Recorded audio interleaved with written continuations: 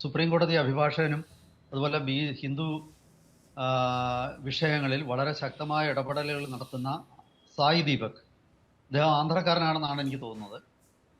അങ്ങനെയുള്ള തെലുങ്കാനക്കാരനായിരിക്കും, ഹൈദരാബാദുകാരനായിരിക്കണം. ഇവരൊക്കെ തന്നെ പ്രധാനമന്ത്രി നരേന്ദ്രമോദിക്കെതിരെ അല്ല വ്യക്തിപരമായിട്ട്, BJP കേന്ദ്ര സർക്കാരിനെതിരെ അവർ വിമർശനങ്ങളുമായിട്ട് രംഗത്ത് വന്നു എന്നുള്ളത് ശരിയാണ്.